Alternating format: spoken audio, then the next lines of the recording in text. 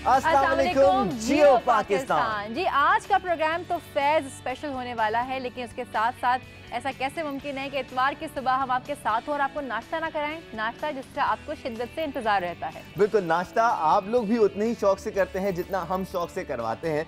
आज हम नाश्ते के लिए आपको लेके जाने वाले हैं पेशावर, तो फटाफट से लिए चलते हैं आपको पेशावर और देखते हैं वहाँ पर नाश्ते के लिए क्या इंतजाम है और नाश्ते में है क्या।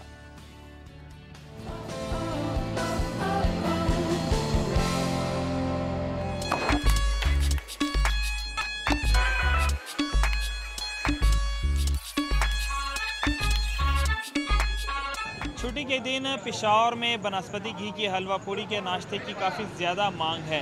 इस वक्त भी हम दीता हलवाई के नाम से मशहूर एक दुकान पर मौजूद है, जहां पर इस वक्त बनस्पति घी की जो हलवा पूड़ियाँ हैं उसकी जो है फ़रोख्त का सिलसिला जारी है। बड़ी तादाद में लोग यहां पर आते हैं, हलवा पूड़ी ख़रीद कर ले जाते हैं। इसके अलावा यहां पर खाने वालों की भी कमी नहीं है। इस वक्त भी इस दुकान के अंदर कुछ लोग बैठे हैं जो कि हलवा पूड़ी के जो हैं मज़े उड़ा रहे हैं। आइए इनसे हम कुछ बातचीत करते हैं। अच्छा बताएं, आपको हलवा पूड़ी क्यों पसंद है? टेस्ट अच्छा है इसका और लाइक एक कम्बिनेशन है चने और हलवा और पूड़ियाँ।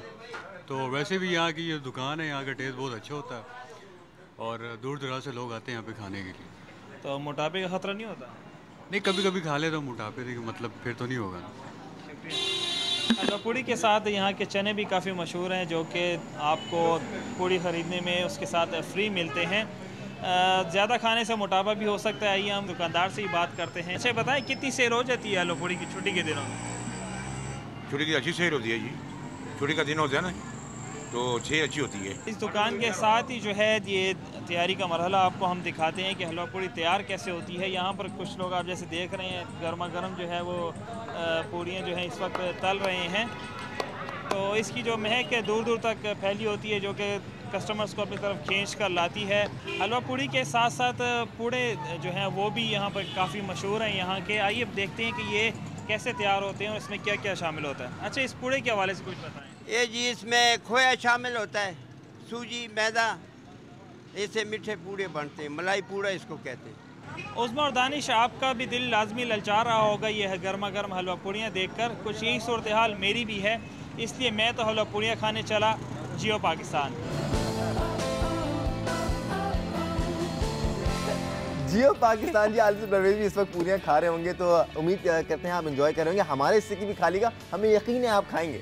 बिल्कुल, और हर इतवार हम लोग यहाँ पे यही बैठ के परेशान हो रहे होते हैं कि जी नाश्ता हो रहा है और हम यहाँ पे बैठे हुए हैं, लेकिन आपको भी हम तसल्ली दे दें, हमारी फिक्र बहुत करते हैं। हम यहाँ से जाने के बाद नाश्ता करते हैं। आदिल परवेज ने पूड़े की बात की, एक नया आइटम आया है नाश्ते में, तो पूड़ा। हाँ, पूड़ा, वरना अब तक हम लोग पूड़ियाँ ही समझ रहे थे, हलवा पूरी और वही देखते आ रहे थे। बिल्कुल सही। अच्छा जी, हम आपको बताते चलें कि आज हमारा प्रोग्राम जो है वो फैज़ अहमद फैज़ स्पेशल है। और फैज़ अहमद फैज़ के बारे में अगर ये कहा जाए कि वो तमाम अदवार के शायर थे और तमाम उम्र से ताल्लुक़ रखने वाले लोगों के शायर थे, तो गलत नहीं होगा। जैसे उनका एक शेर मैं आपके सामने पेश करूँ, बहुत मशहूर है। ये बाजी इश्क की बाजी है, जो चाहो लगा दो, डर कैसा, अगर जीत गए तो क्या कहने, हारे भी तो बाजी मात नहीं। वो आफाकी शायर और आफाकी नज़रियात के हामिल थे। उन्होंने कभी भी नारेबाजी नहीं की और ना ही कभी कोई सतही बात की है। बिल्कुल उस्मा, और वो गालिब और इकबाल की तरह अपनी धरती के साथ जुड़े हुए थे, लेकिन इसके साथ साथ शायरी और नज़रियात के ज़रिए बात उन्होंने हमेशा इंसानी हुकूक की है। फैज़ के मौज़ूआत आज सारी दुनिया के मौज़ूआत हैं, उनका पैगाम सारी दुनिया के लिए है और इसीलिए उन्हें कभी फरामोश नहीं किया जा सकता। इसीलिए हम कहते हैं कि फैज़ की शख्सियत इस कदर अजीम है कि आज भी लोग उनसे अकीदत का खुलकर इजहार करते हैं और हम भी कर रहे हैं। आज हम यही करने वाले हैं, लेकिन इससे पहले कि हम आगे बढ़ें, हम सबसे पहले जो है एक छोटी सी ब्रेक लेंगे और ब्रेक के बाद जब वापस आएंगे तो हमारे साथ कौन होंगे? हमारे साथ बहुत से लोग होने वाले हैं आज और हम बात करेंगे सिर्फ और सिर्फ फैज़ अहमद फैज़ पर। लेकिन हमारे एक एंकर भी हैं उस्मा, मसूद रज़ा, हाँ। और वो तहतुल लफ्ज़ शायरी बहुत अच्छी करते हैं। उनकी ज़बानी भी कुछ फैज़ के अशार सुन लेते हैं। बिल्कुल। तुम ये कहते हो वो जंग हो भी चुकी, जिसमें रखा नहीं है किसी ने कदम, कोई उतरा न मैदान में दुश्मन न हम, कोई सफ बन न पाई, न कोई अलम मुंतशिर दोस्तों को सदा दे सका, अजनबी दुश्मनों का पता दे सका।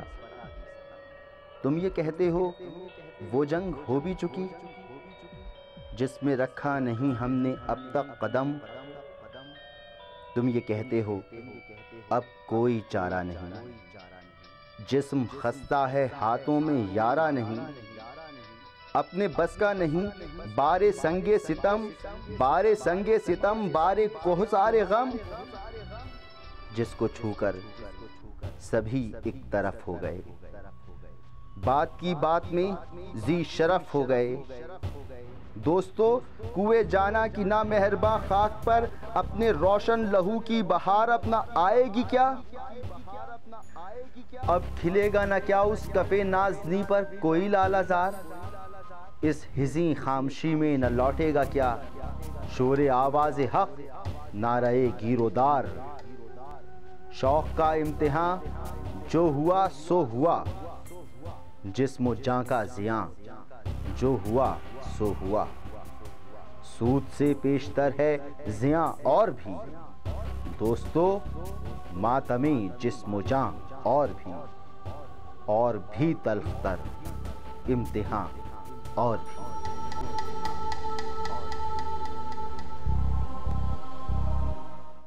रात यूं दिल में तेरी खोई हुई याद आई, जैसे वीराने में चुपके से बाहर आ जाए, जैसे सहराओं में होले से चले बाते नसीम, जैसे बीमार को बेवजह करार आ जाए।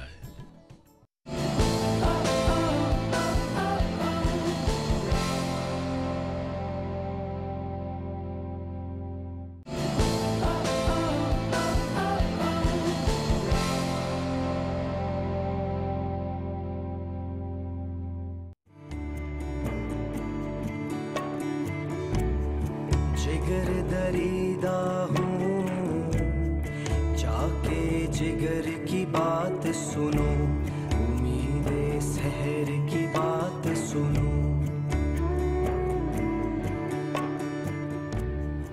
अलम रसीदा हूँ। वेलकम बैक जियो पाकिस्तान। जी जनाब, हमें आपके मैसेजेस तो आने शुरू हो गए हैं फैज़ के हवाले से। फहद खान हमें मैसेज कर रहे हैं कि आज सबसे पहला मैसेज मैंने किया है। जी फहद, आज आप जीत गए बिल्कुल। इसके अलावा अकील आजम ने हमें मैसेज किया है, साक्षी वर्मा ने हमें मैसेज किया है मुंबई से, और साथ में राशिद मुश्ताक ने भी हमें मैसेज किया है, और ये सब हमारे प्रोग्राम को पसंद कर रहे हैं। ख़ास तौर से फैज़ के बारे में उन्होंने भी बहुत अच्छी अच्छी बातें हमसे शेयर की हैं। फैज़ का जिक्र हो रहा है तो ये कहना भी बहुत ज़रूरी है कि जनाब हमारे बहुत से आर्टिस्ट ऐसे हैं जिन्होंने फैज़ को गाया है और क्या खूबसूरती से गाया है। एक ऐसे ही आर्टिस्ट हमारे साथ मौजूद है, वो वैसे तो एक बैंड का हिस्सा है लेकिन आज सोलो हमारे साथ हैं। हम बात कर रहे हैं लाल बैंड के तैमूर की। तो तैमूर को फौरी इन्वाइट करते हैं सेट पे और उनसे बहुत सारी बातें भी करेंगे। अस्सलाम वालेकुम तैमूर। कैसे हो आप? खैरियत से? प्लीज अपना सामान उठा लो। तो तैमूर, कैसा लग रहा है माहौल आज का? फैज़ साहब पे बात कर रहे हैं तो ज़बरदस्त लगेगा, फिर जाहिर बात है मैं तो उनका फ़ैन हूँ बहुत बड़ा। अच्छा, तो अपना प्लीज़ अपने फ़ैन होने के बारे में बताएं ज़रा, किस तरह फ़ैन बने, कि हमेशा से लगाव था? मेरे ख्याल है जब काफ़ी सारे नौजवानों की तरह जब हम बचपन में सुना करते थे फैज़ साहब के हवाले से, तो हम उनको एक रोमांटिक पोइट, एक इंसानियत के हमदर्द पोइट के हवाले से जानते थे, मगर इतनी गहराई से उनकी सोच में कभी गए नहीं थे। और जब मैंने ख़ुद पॉलिटिकल साइंस अपना करना शुरू किया, अपना डॉक्टरेट और सब कुछ, तो उस वक़्त तो गहराई में देखना शुरू किया कि फैज़ साहब जो हैं वो क्या, उनकी सोच क्या है, उनका नज़रिया क्या है, उनकी जद्दोजहद क्या थी, किस तरह वो Pakistan trade union federation, railway workers, टांगा workers union, postal workers union के हेड रहे, ILO में जब Pakistani delegation, labour delegation lead करके गए, फिर लेनिन पीस प्राइज़ 1962 में उन्होंने जीता। बिल्कुल। तो ये सब चीज़ों को जब मजमूई तौर पे देखा, और फिर जो डिक्टेटरशिप्स के ख़िलाफ़ जद्दोजहद की और मज़दूरों किसानों के लिए, उस कॉन्टेक्स्ट में जब फैज़ साहब को डाला जाए और उनकी शायरी को डाला जाए तो बहुत अजीम शायर, तो वो और भी अच्छा फैज़ शायर ही नहीं रह जाते, बहुत अजीम इंसान, एक थिंकर बन जाते हैं। अच्छा फैज़ साहब के बारे में कुछ भी कहना ऐसा लगता है कि जैसे आप मतलब सूरज को चिराग दिखा रहे हैं, लेकिन हमने एक छोटी सी रिपोर्ट तैयार की है फैज़ साहब के बारे में, ताकि हम अपने प्रोग्राम का आगाज़ मुनासिब तरीके से कर सकेंगे। फैज़ इतनी बड़ी शख्सियत है, उनके बारे में कुछ बोलते हुए अल्फाज का इंतखाब भी बहुत एहतियात से करना पड़ता है। तो छोटी सी पहले रिपोर्ट देखते हैं, फिर गुफ्तगू को आगे बढ़ाएंगे।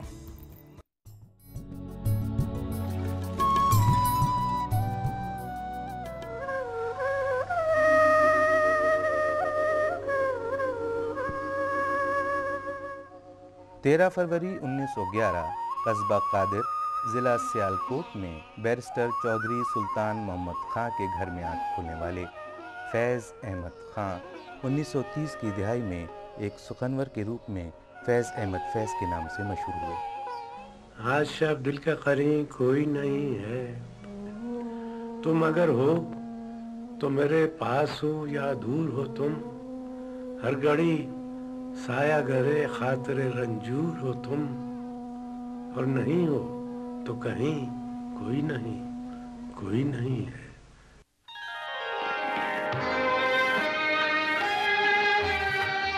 फैज़ के कलाम में रोशन ख्याली, इंसान दोस्ती, हुस्न जमाल और मिसाली माशरे की आरज़ू को कलीदी हैसियत हासिल है। उनकी नज़में और गज़लें जदीद अदब की आबरू हैं। आ गई फसल सुकून चाक गिरेबां वालो, सिल गए होंठ कोई ज़ख्म सिले या न सिले, दोस्तों बज़्म सजाओ कि बहार आई है, खिल गए ज़ख्म कोई फूल खिले या न खिले। 1941 में फैज़ के पहले शेरी मजमूए नक्शे फरियादी की अशात हुई। इसी साल फैज़ ने एलिस जॉर्ज से शादी की और तमाम उम्र एक भरपूर और मिसाली अज़दवाजी ज़िंदगी बसर की। एलिस जॉर्ज अदबी दुनिया में एलिस फैज़ के नाम से जानी जाती हैं।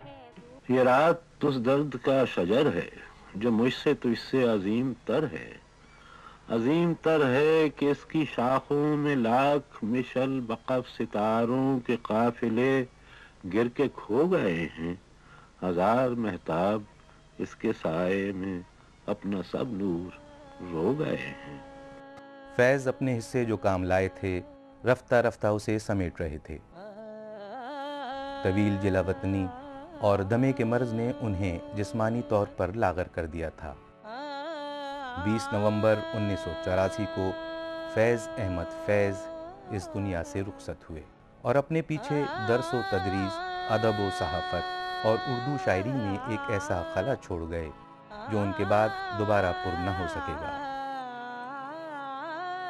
अजनबी खाक ने धुंधला दिए कदमों के सुराग, गुल करो शमें बढ़ा दो मैं मीना व याग, अपने बेख्वाब किवाड़ों को मुकफ़्फ़ल कर लो, अब यहाँ कोई नहीं आएगा। ये हमारी छोटी सी कोशिश थी कि हम फैज़ अहमद फैज़ साहब के ज़िंदगी के मुख्तलिफ पहलुओं पर थोड़ी सी नज़र दौड़ाएँ और आज हम जियो पाकिस्तान में फैज़ अहमद फैज़ को खिराज अक़ीदत पेश कर रहे हैं। और ऐसा कैसे मुमकिन है कि हम बात कर रहे हैं और फैज़ की और उनकी ज़ाती ज़िंदगी के बारे में हम गुफ्तगू ना करें और ज़ाती ज़िंदगी के बारे में ज़ाहिर सी बातें जो उनकी फ़ैमिली बता सकती है और कोई नहीं बता सकता। इस वक्त हमारे साथ मौजूद हैं, आप देख सकेंगे उनको वीडियो लिंक पे, मुनज़्ज़ा हाशमी हमारे साथ मौजूद हैं लाहौर से। अस्सलाम वालेकुम। वालेकुम सलाम। खैरियत से हैं आप? जी अल्हम्दुलिल्लाह अल्हम्दुलिल्लाह। अच्छा, आप यकीनी तौर से फैज़ साहब के बारे में ही बात करना चाहेंगे। मैं सलीमा हाशमी का, आपकी सिस्टर का एक दफ़ा इंटरव्यू पढ़ रही थी, उन्होंने लिखा था कि वो बचपन में इस तरह के फादर थे कि जब हम कहते थे कि स्कूल नहीं जाना तो वो कहते थे कि ना जाओ, और वो कहती हैं एक बार जब मैं इम्तिहान में फ़ेल हो गई तो मैंने कहा कि जी अब्बू मैं इम्तिहान में फ़ेल हो गई, कोई बात नहीं, हिसाब में तो हम भी फ़ेल हो जाया करते थे। तो बचपन की और कौन कौन सी यादें ऐसी हैं जो कि आप हमसे शेयर करना चाहेंगे? ये बात आपने बिल्कुल ठीक की, वो इस किस्म के वालिद ज़रूर थे।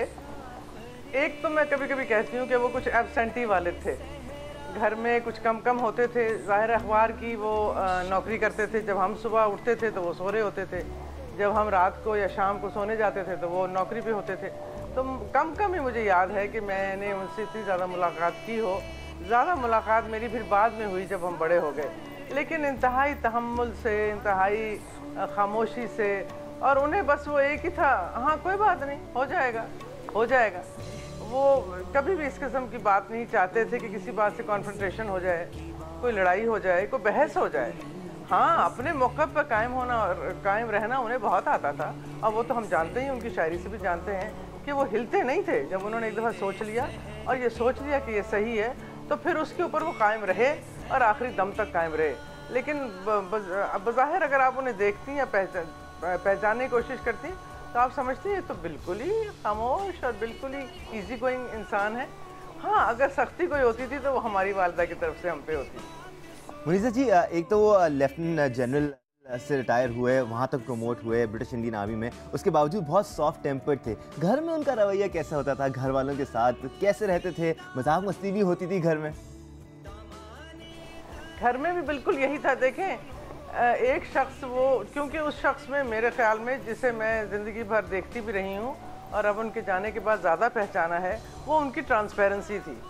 यानी आप उनको आर पार देख सकते थे। अगर वो कुछ सोच रहे होते थे तो आपको नज़र आ रहा होता था कि इस वक्त वो कुछ सोच रहे हैं, शायद गज़ल लिख रहे हैं, शायद कोई दुनिया की कोई ऐसा मसला है जिसके ऊपर उनको डिस्टर्बेंस हो रही है।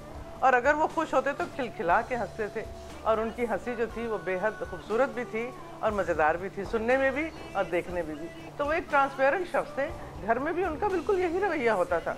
मुलाजमों के साथ अगर आप बात करें तो वो तो मेरे ख्याल में मुलाजिम मालिक थे और वो मुलाजिम थे। अगर उनको छुट्टी चाहिए थी तो छुट्टी वो पहले मांगते थे। अगर जो कुछ, हर वक्त उनकी मर्ज़ी ज़्यादा होती थी। वालदा मेरी डिसिप्लिनेरियन थी, ज़ाहिर है वो ब्रिटिश थी, वो यही उनका एक रवैया था। और शायद मैं समझती हूँ कि फैज़ की ज़िंदगी में अगर कोई डिसिप्लिन था और अगर कोई प्रिंसिपल्स थे और अगर कोई ऐसा मकसद था कि वो मजबूत और साबित कदम रहे, तो वो उनको मेरे ख्याल में मेरी वालदा ने बहुत सपोर्ट किया था। और वो सपोर्ट उनको घर से मिलती थी। और मैं कभी कभी समझती हूँ उसकी आड़ में बहुत कुछ भी, एलिस से पूछ लो, एलिस से पूछ लो, तो एलिस बेचारी आगे होती थी और फैज़ भी से छुप के निकल जाते थे। अच्छा मुनीसा, एक और बात है, एलिस फैज़ के हवाले से सामने आई थी जब उनसे अक्सर लोग यही सवाल किया करते थे कि आप उनकी शायरी को समझती हैं या नहीं समझती, तो वो यही कहती थी, जवाब देती थी कि शायरी समझूँ ना समझूँ, शायर को अच्छी तरह समझती हूँ। तो अब ये भी कहा जाता है कि हर कामयाब इंसान के पीछे एक औरत का हाथ होता है। आपको क्या लगता था कि बहैसियत शायर या बहैसियत इंसान फैज़ जिस मकाम पर हैं उसमें आपकी वालदा का कितना हाथ था? क्या वो उनको बैकअप करती थी, सपोर्ट करती थी, उनको एडवाइस देती थी शायरी के हवाले से? मेरे ख्याल में इसमें सबसे ज़्यादा हमें इस बात पे ध्यान देना चाहिए कि जब फैज़ साहब जेल गए, और एक दफ़ा नहीं, दो दफ़ा नहीं, 2, 3, 4 दफ़ा जब गए, तो हम लोगों की परवरिश, और 2 लड़कियां आप देखिए, ज़ाहिर है 2 बेटियां थी, तो उसके पीछे जो था वो ज़ाहिर है तमाम मेरी वालदा का ही एफर्ट था। बहुत बड़ी बात होती है ये कि, और ये अगर आप फैज़ साहब के ख़त पढ़ें जो उन्होंने लिखे हैं, तो उन ख़तों में इस बात का बार बार जिक्र है कि मैं तुम्हें छोड़ के चला गया हूँ और इतनी भारी जिम्मेदारी तुम पे दी है कि तुम घर भी चला रही हो और बच्चियों को भी देख रही हो। तो ये तो एक जिम्मेदारी थी और उन्होंने निभाई। और अगर आज मैं समझती हूँ, शायद ये तो शायद ही कहना चाहिए, अगर मेरा या सलीमा का थोड़ा भी नाम है या थोड़ी भी पहचान है तो उसमें बहुत बड़ा हाथ मेरी वालदा का है। पहली बात तो ये। दूसरा ये कि वो शायर को समझती थी, बेशक वो शायर को समझती बहुत ज़्यादा। उर्दू उन्होंने सीखी, लेकिन बस जिसे कहते हैं ना, वर्किंग उर्दू थी उनकी, इतनी ज़्यादा नहीं। मुझे इतना पता है कि वालिद साहब उन्हें अंग्रेज़ी में तर्जमा कर करके सुनाते थे। अब ज़ाहिर है इतनी खूबसूरत जो शायरी है उनको उसके तर्जमे में तो कितना समझा लेते होंगे, लेकिन ज़रूर बताते ज़रूर होंगे। और शायर को समझना और शायरी को समझना, फैज़ की शायरी आजकल मैं दोबारा तो नहीं कहना चाहिए, एक तरह से पहली दफ़ा ही पढ़ रही हूँ और बार बार पढ़ रही हूँ। उसकी तो इतनी परतें हैं और हर वक्त नहीं खुलती है। आप जिस वक्त कोई भी नज़म उठा के पढ़ लें, लगता है ये तो कल लिखी थी, ये तो परसों लिखी थी, ये तो आज लिखी थी। तो मेरे ख्याल में बड़े शायर की और बड़े शायर की शायरी की सबसे बड़ी बात ही शायद ये होती है कि वो ज़िंदा रहे, और ज़िंदा उस वक्त तक रहे जब तक कि यूँ लगे कि लोगों के मसाइल सही नहीं हुए, अभी मसाइल बाकी हैं। और अगर उन्होंने ईरान पे लिखी, साउथ अफ्रीका पे लिखी, फ़िलिस्तीन पे लिखी, तो फ़िलिस्तीन का हाल भी वही है जो इतने साल पहले था। तो यही शायद मैं समझती हूँ उनकी मकबूलियत की भी एक वजह है कि जो भी आज उठता है और फैज़ को पढ़ता है तो लगता है कि ये मेरे बारे में है, ये मेरे मसले के बारे में है। और यही वजह है कि फैज़ का जो मैसेज है, जो विज़न है, वो अभी तक है और लगता है कि बहुत देर तक रहेगा, क्योंकि ये मसाइल इतनी जल्दी हल होने वाले नहीं हैं। फैज़ अहमद फैज़ साहब के विजन पे मजीद बात करेंगे। हाशमी जी हमारे साथ मौजूद हैं, हमारे साथ तैमूर भी हैं लाव बैंड के। हम दोनों से गुफ्तगू जारी रखेंगे, लेकिन यहाँ पर एक छोटी सी ब्रेक ले लेते हैं। जियो पाकिस्तान वापस आकर फैज़ साहब पर मजीद बात करेंगे। हमारे साथ रहिए। नहीं निगाह में मंजिल तो जुस्तजू ही सही, नहीं निगाह में मंजिल तो जुस्तजू ही सही, नहीं विसाल मुयस्सर तो आरज़ू ही सही, नहीं विसाल मुयस्सर तो आरज़ू ही सही, न तन में खून फराहम न इश्क आँखों में, न तन में खून फराहम न इश्क आँखों में, नमाज शौक तो वाजिब है बेवजू ही सही, शौक तो वाजिब है बेवजू ही सही, और किसी तरह तो जमे बज़्म मैं कदे वालो, किसी तरह तो जमे बज़्म मैं कदे वालो, नहीं जो बाद और सागर तो हाँ वो ही सही, दियार गैर में महरम अगर नहीं कोई, दियार गैर में महरम, दियार गैर में बैठे सब दियार गैर में बैठे, दियार गैर में महरम अगर नहीं कोई तो फैज़ ज़िक्र वतन अपने रूह। वाह वाह वाह वाह, बहुत बहुत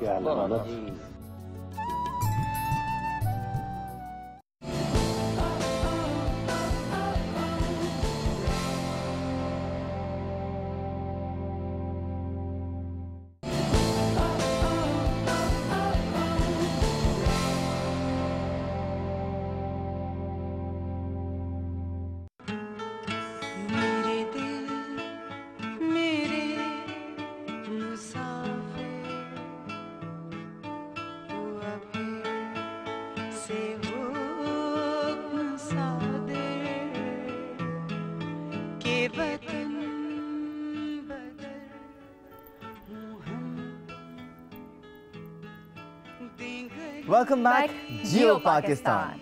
जी हमें मैसेजेस तो आपके आने शुरू हो गए हैं और काफ़ी बड़ी तादाद में पैगामात आ रहे हैं। प्रिंस उस्मान ने हमारे शो को बहुत पसंद किया है और फैज़ को सलाम पेश किया है। इसके अलावा हसन ने कोई सवाल जी बिल्कुल, किया? हसन रज़ा ने हमारे लिए मैसेज भेजा है और वो तैमूर से सवाल करना चाहते हैं। वो ये पूछ रहे हैं कि प्लीज़ ये रिलेशनशिप समझाएं सोशलिज्म और फैज़ साहब का, और आज की इनटॉलरेंट सोसाइटी में जो फैज़ साहब की शायरी का असर है उसके दरमियान रिलेशनशिप क्या है। हसन रज़ा ये साथ में एक और चीज़ भी ऐड करना चाहेंगे इसमें, क्योंकि आप नौजवान हैं, आजकल के नौजवान शायरी से काफ़ी दूर हैं। अब आपने शायरी को पढ़ा, समझा, उसको गाया भी, तो आप क्या समझते हैं कि फैज़ नौजवानों से कितने करीब थे? बड़े दो अच्छे सवाल हैं जी। पहले सवाल आपने उठाया है वो that is the crux of the matter actually. अगर फैज़ साहब को समझना है, इसको समझे बगैर फैज़ साहब को समझा नहीं जा सकता। फैज़ अहमद फैज़ जो थे वो इंडिया की उस ज़माने बड़े सग़ीर की जो सब कॉन्टिनेंट की जो मार्क्सिस्ट लिटरेरी मूवमेंट थी, जिसमें सजाद ज़हीर भी जिसका हिस्सा थे और भी बहुत सारे लोग उसका हिस्सा थे, प्रोग्रेसिव राइटर्स एसोसिएशन के नाम से अंजुमन तरक्की पसंद मुसन्निफ़ीन जो CPI के साथ जुड़ी हुई थी, कैफ़ी आज़मी भी उसका हिस्सा, वो उसकी सोच को लेकर आगे बढ़ रहे थे। उन्होंने एक थीसिस पेश किया था। उस 1930s के अंदर एक बहुत बड़ी लहर उठी थी दुनिया के अंदर सोशलिज्म के हवाले से, और उसमें थीसिस ये था कि आर्ट फॉर आर्ट से एक नहीं करना, शायरी महज शायरी के हवाले से नहीं करनी, बल्कि मकसदियत और आवाम के लिए करनी है, एक पर्पस के लिए, और वो है सोशलिज्म का पर्पस। अक्सर हम ये बात भूल जाते हैं जब हम फैज़ साहब की उनको एज अ पोएट अप्रिशिएट करते हैं, मगर उनको पूरी तरह डेप्थ में अप्रिशिएट करने के लिए ये चीज़ समझना ज़रूरी है कि फैज़ साहब वॉज अ सोशलिस्ट। वो चाहते थे कि एक सोशलिस्ट निज़ाम कायम हो, जिसके लिए उन्होंने कई दफ़ा जेलें भी काटी, पिंडी कंस्पिरेसी केस भी उन पर इल्ज़ाम लगा कि आप ट्रीज़न कर रहे हैं हुकूमत के ख़िलाफ़ एंड सो ऑन। ज़ियाउल हक के पीरियड के अंदर भी जिला वतनी उन्होंने काटी, लेबनान में भी रहे वगैरह वगैरह। फिर वो इमरोज़ और पाकिस्तान टाइम्स में भी जो उनके एडिटोरियल्स, रेडिकल एडिटोरियल्स इस हवाले से थे वो भी। तो हम अक्सर सिर्फ एज अ पोइट देखते हैं, मैं वो दोबारा बात पे आ रहा हूँ, मगर इतना उन्होंने लिखा भी, प्रोज भी बहुत लिखा as an editor and so on. जी, तो एक रहमान हमारे साथ हैं, तैमूर से हमारी बातचीत जारी है। मुनीज़ा हाशमी जी भी हमारे साथ हैं लाहौर से, उनसे भी बात करेंगे। मुनीज़ा जी, हम बात करते हैं कि उन्होंने लोगों के लिए बहुत लिखा। आपसे ये जानना चाहेंगे कि वो कितने फ़िक्रमंद रहते थे मुल्क और कौम के लिए। मैं कल हमारी यहाँ एक तकरीब हो रही थी जिसमें बात हो रही थी कि फैज़ का इनकलाब के साथ किस वक्त रिश्ता बंधा। तो बड़ी अच्छी बात की अभी तैमूर ने। बिल्कुल ये बात बहुत पुरानी है, और मैं फिर उसके बाद उसको आगे बढ़ाती हूँ कि मेरे ख्याल में उन्होंने कभी भी अपने आप को अपने लिए तो रखा ही नहीं। और हमारे लिए तो खैर जाहिर है वो थे ही थे, लेकिन हर वक्त हमारे घर में जो एक तांता बंदा रहता था, हर वक्त जो घर में लोग थे, हर वक्त जो उनकी मसरूफियात थी। और मुझे अब याद आता है कभी कभी, क्योंकि जाहिर है मैं भी उस उम्र के इस ज़ुमरे में पहुँच गई हूँ कि याद कुछ कम कम आता है, लेकिन बहरहाल जो आता है वो बहुत आता है। तो मुझे याद है जिस तरह मैंने जिक्र किया कि एब्सेंटी फादर वो बहुत दिनों के लिए चले जाते थे। पूछा जाता था कहाँ गए हैं, किसी कॉन्फ्रेंस में गए हैं, और अब जाके और किसी सेमिनार में गए हैं। दुनिया के हर कोने, जब वो फौत हुए, जब वो गुजर गए, जब उनकी चीज़ें समेटी गईं, तो ऐसी ऐसी जगह के उनके पासपोर्ट पे स्टैंप निकले जिनका मुझे पता भी नहीं था कि वो वहाँ तक पहुँचे हैं। ऐसे ऐसे लोगों से मुलाकातें मेरी इन पिछले 24-25 सालों में हुई हैं, जिन्होंने बताया है कि जो मेरे घर आए थे, मुझसे मिले थे और मेरी ज़िंदगी बदली है उसके बाद। तो मेरे ख्याल में ये जो उनका इंसानों के साथ रब्ता था, ये जो एक आइडियलिज्म तो अपनी जगह है, लेकिन एक पर्सन टू पर्सन जो उनका रब्ता था वो आज भी है। आज भी यकीन जानिए, ऐसे ऐसे नौजवान की आप बात कर रहे हैं, बिल्कुल सही कह रहे हैं, नौजवान अब शायरी से हटे हैं, लेकिन कुछ एक दौर कुछ यूँ मुड़ रहा है। It's like as if the world is turning again, and I think Faiz is now, if I may use the word cliché, becoming fashionable again, because जो वो बात कर रहे हैं वो नौजवान भी समझ रहा है कि मेरी बात हो रही है, ये तो मेरे मसले हैं, ये तो मेरी आवाज़ है। तो ये मेरे ख्याल में उनका था। और वो हमारा घर जो था, वो घर तो कह सकते हैं आप, जाहिर है घर था, लेकिन मेरी अम्मा की इस बात पर बड़ी खफा रहती थी कि फैज़ कोई तो वक्त निकालो अपने लिए, कोई तो हमारे लिए वक्त निकालो। लेकिन वो अपनों के लिए तो था ही नहीं, वो तो एक मेरे ख्याल में दुनिया के लिए था, और आज भी है। ये जो 2011 का जो पूरा साल 100 साला उनकी सालगिरह मनाई गई फैज़ साहब की, पूरी दुनिया में मनाई गई, इस पे भी कुछ रोशनी डालें कि किन किन मुल्कों के अंदर फैज़ अहमद फैज़ को याद किया गया, किस किस तरह याद किया गया, कुछ इस पे रोशनी डालेंगे आप प्लीज़? जी ज़रूर, रोशनी तो क्या, ये तो रोशन है, सभी देख रहे हैं। और सलीमा और मेरी तो कल रात ही बात हो रही थी, कल रात आपके यहाँ कराची में भी बहुत इवेंट्स हो रहे हैं, हम नहीं आ सके क्योंकि हमारे लाहौर में कल एक इवेंट था, आज भी एक इवेंट है, हमने हिंदुस्तान से कुछ लोग बुलाए हुए हैं। तो ये कल रात को मेरे बेटे अदील ने, जब ये इवेंट हमारा ख़त्म हुआ, माशाल्लाह बहुत अच्छा था, दास्तान गोई था, कहने लगा मुझे लग रहा है कि मैं अपना नाना बदल लूँ। तो मैंने कहा तुम नाना बदल लो, मैं अपना बाप नहीं बदल सकती, क्योंकि माशाल्लाह इतनी पजीराई, इतना प्यार। और देखें ये अपनी जगह है कि पजीराई होती है, प्यार होता है, लोग कहते हैं, ये जिम्मेदारी बहुत होती है। आप किसी वक्त भी कहीं भी ये नहीं, उस बात से कहीं भी नज़र नहीं चुरा सकते कि आपके नाम के साथ किसका नाम जुड़ा हुआ है। तो दुनिया के हर कोने से, यानी सलीमा और मुझे क्यूबा से, चिली से, क्योंकि पाब्लो नेरूदा के हवाले से, ये तो दूर की बातें हैं, चीन की बात करें, अमेरिका, हिंदुस्तान की तो आप बात छोड़ ही दें, वहाँ तो हर हफ्ते कोई ना कोई तकरीब हो रही है। पिछले हफ्ते भी थी, अगले हफ्ते भी है, 2 हफ्ते बाद भी है, वहाँ बहुत ज़्यादा हो रही हैं तकरीबात। हम जा भी रहे हैं हिम्मत करके, हिंदुस्तान में, ईरान में, चाइना में, अमेरिका में, ब्रिटेन में, फ्रांस में, जर्मनी में, मैं अगर मुल्क भूल जाऊँ तो मुझे माफ़ कर दीजिए, साउथ अफ्रीका में, ऑस्ट्रेलिया मुझे अगले साल जाना है। तो हर जगह मुझे यूँ लग रहा है जैसे ये कड़ियाँ सी जुड़ रही हैं, जैसे फैज़ ने इनको किसी तरह से बांधा है। और ये लोग ऐसे हैं, यकीन जानिए, मैं नहीं जानती जिनके फ़ोन आते हैं। छत्तीसगढ़ मुझे जब जाना पड़ा हिंदुस्तान में, तो मैंने बाकायदा मैप खोल के इंडिया का और लोगों को पूछा, मैंने कहा छत्तीसगढ़ का है, तो पता लगा कहाँ है। और वहाँ से एक फिराक साहब के नवासे हैं वहाँ पे, उन्होंने बड़ी मोहब्बत से हमें बुलाया और मैं गई और हम वहाँ पहुँचे। तो ऐसी सी जगह से बुलावे आ रहे हैं कि हमें मालूम भी नहीं है कि वहाँ पे लोग के चाहने वाले हैं, और उनकी मोहब्बत है कि वो समझते हैं कि हमें जाना चाहिए, और जहाँ तक हिम्मत होती है हम जाते हैं। अच्छा मुनीज़ा आपा, एक सवाल और आपसे जानना चाहूँगी कि कहा जाता है कि फैज़ अहमद फैज़ ने अपने दौर के इस्तिराब और परेशानी को ज़बान दी, तो उस परेशानी को, उस इस्तिराब को, उस बेचैनी को कभी आपने उनकी शख्सियत में शामिल देखा? वो कभी आपको परेशान नज़र आए? ये कहना कि नज़र नहीं आती थी शायद सच ना हो, लेकिन वो शख्स इतना कम गो था, और उसकी शख्सियत में एक जो बात बहुत वाज़ेह थी, जो मेरी दादी भी कहती थी, कि अगर मैं पंजाबी का एक ज़रा सा लफ्ज़ जुमला इस्तेमाल करना, कि फैज़ किसी ने दुख देख नहीं सकता। और यही उनकी वो जो इस्तराब जिसकी आप बात कर रही हैं, जब मुस्तरिब होते थे, जब परेशान होते थे, तो वो अपने अंदर समो लेते थे। और वो सिगरेट, सबको पता है सिगरेट कितने पीते थे वो, जब उनको आप चलते फिरता देखें हमारे लॉन में, छोटा सा लॉन या जहाँ भी हैं, और सिगरेट पे सिगरेट फूंक रहे हैं और कुछ ऊपर देख रहे हैं, कुछ नीचे देख रहे हैं, तो आपको पता है कि कोई मसला उनको तंग कर रहा है, कुछ भी हो सकता था वो। तो यहाँ तक रहती थी बात। हाँ, ज़रूर मेरे ख्याल में मेरी वालदा से वो ज़रूर शेयर करते होंगे, लेकिन फिर भी ज़्यादा नहीं, क्योंकि बहुत सी फीलिंग्स और बहुत से एहसासात वो अपनी शायरी के हवाले से निकालते थे। वो बोल के, डायलॉग करके, चीखो पुकार करके, तकरीरें करके, लोगों को फ़ोन करके, गालियाँ दे के, ये तो सवाल ही पैदा नहीं होता था। तो सारा का सारा उनके जो इस्तराब होता था, जो तकलीफ़ होती थी, वो फिर उनकी शायरी से बाहर आती थी और फिर वो बाहर निकलते थे और चेहरा इतना रिलैक्स होता था और इतने हशाश बशाश होते थे, तो लगता था जैसे किसी दर्द से निकल के वो बाहर आ गए।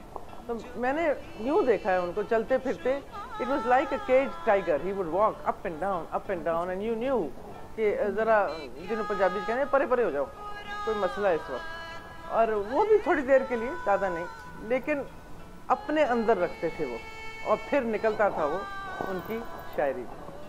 मुनीसा हाशमी जी, बहुत शुक्रिया ज्वाइन किया, हमारे लिए टाइम निकाला, आपकी बातों से हमने बहुत ज़्यादा एंजॉय किया, so thank you so much for joining us. तो जनाब, फैज़ अहमद फैज़ साहब की शायरी पर भी हम बात करेंगे। बहुत सारी बातें अभी हमने करनी है, इतनी सारी बातें हैं कि मेरे ख्याल से पूरा महीना भी हम शो करते रहें तो वो कम पड़ जाएगा, इसीलिए पूरा साल लगाना पड़ा था। ऐसे ही करना चाहिए। क्योंकि 7 तकरीबात इसीलिए हो रही हैं। लेकिन हम छोटी सी अभी ब्रेक लेंगे, ब्रेक से फ़ौरन वापस आएंगे। हमारे साथ तैमूर मौजूद होंगे और मेहमान भी आते रहेंगे। हमारे साथ रहिएगा। जियो पाकिस्तान।